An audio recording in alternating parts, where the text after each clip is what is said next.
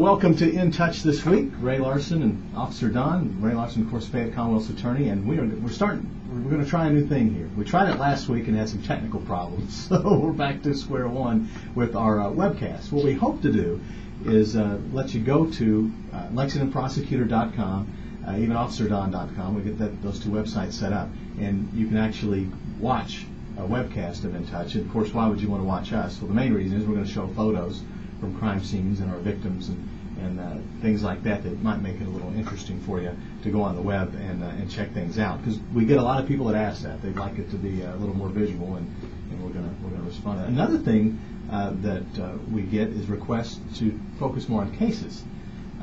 Ray and I have spent the past couple of years trying to focus on the victims and letting people know what these people do to get on death row, because that's the problem. That's my big issue here, is all we hear about when they're about to get the needle stuck in them or whatever they do to them is their last meal, and it's almost a pity party for the guy that committed these heinous crimes. So we're going to talk about the victims, and we're going to get, I don't want to say graphic, but we're not going to spare the details of these crimes, so you can know exactly why people are on death row or in prison, and you can make a decision for yourself as to whether or not there's real justice. How's that? Well, that sounds right. And it's we have had a lot of requests to spend some time talking about cases, and mostly people want to talk about the homicides and the brutal rapes and robberies and that sort of thing. And we also want to be a little bit protective of crime victims, so we don't re-victimize them every time. But a lot of crime victims, their families want the stories told. Well, there are two types of survivors of homicide victims, Officer Don. First one, just don't want to know anything about it. They just want to do everything they can to repress it because it's just too painful for them. Mm-hmm. Then you got the other group who want to know every minute detail about the investigation and what happened to their loved one, that sort of thing. And so, somewhere in between is probably what we want to try to achieve here as we discuss these past cases. And it's important that the folks that are listening understand that that's something that you consider when you present these cases. You know the victims, and you're doing the best you can to do what you think would be in the best interest. Well, the point is we want the message out that crime does not pay. That's our message. We want to keep doing that over and over and over again, because it doesn't pay. And any time you just spend all your time trying to treat some murderer as a victim, then that's bull. Mm-hmm. And we can't be having that happen. We got to make the murderers the bad guys, because that's what they are.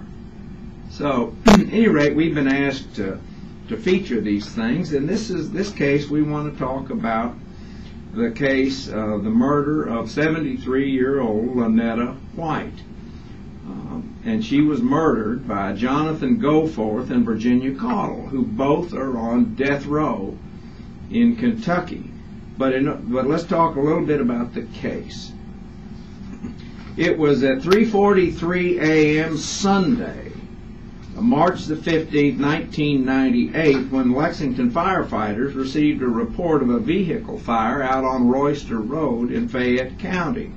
The vehicle was by itself in the middle of a field and was burning ferociously with bright orange flames and a large amount of smoke. The fire was so intense that the tires were burned off and the locking mechanism of the trunk was melted. And we have pictures of the vehicle as found by the fire department after the fire was extinguished.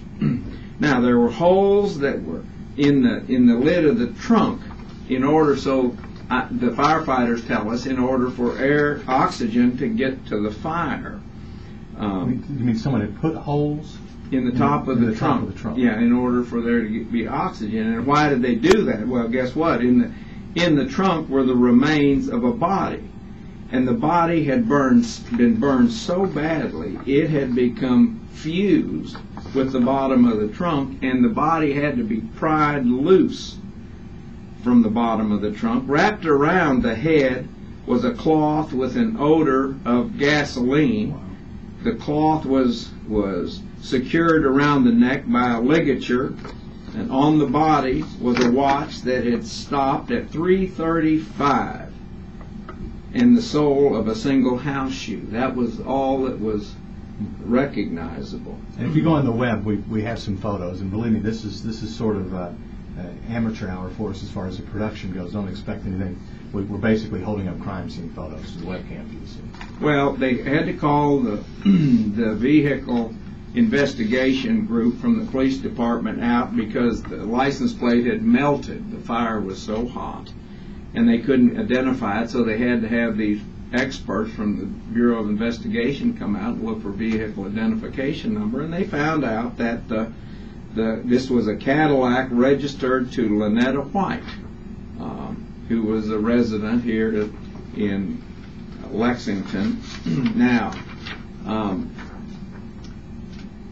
we had to identify this woman by her dental record because the body was charged so badly, and it was determined by an autopsy that Ms. White died as a result of multiple massive blunt force injuries to the head. She suffered at least 15 separate blows to the head with a hammer-like object.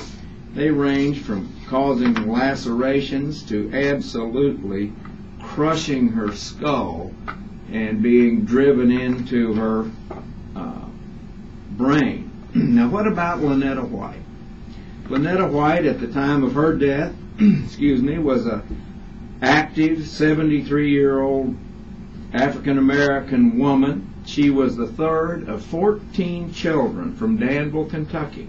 She had married and moved to Illinois, and she had one son, Stephen, who lived in Lexington. She worked for 30 years for GTE before she retired. After her husband died, Miss White moved back to Lexington to be close to Danville, her family, and of course her son.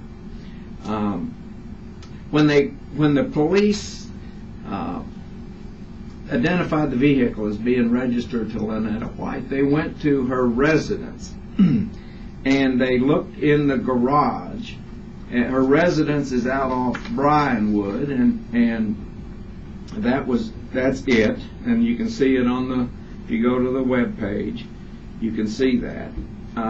They then looked into the garage, and on the garage floor they saw a rubbing, looks like blood stains of somebody or something is being dragged. Turns out it was Ms. White's body was being dragged and wrapped up and put into the trunk of her own car. And if you're looking at these crime scene photos, you'll notice there's like a ruler there at the on the picture next to the blood stains.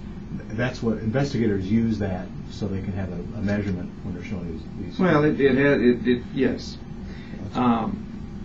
So they looked in the windows of the garage and saw that on the floor, and so they said something crummy has happened here, and so they get a search warrant to go into the house. And in the house they found indicators of violence and blood on the carpet, and they see where the telephone has been pulled out of the wall and other things that they saw. They go into one of the bedrooms and they find that it has been ransacked. So they knew something was up. So now the question, furthermore, the son who came to the scene said his mother had kept 2 guns, a shotgun and another rifle in her house, and she had 3 mink coats and all sorts of jewelry. And looking around, they found that most of those things were missing. Give me 1 second.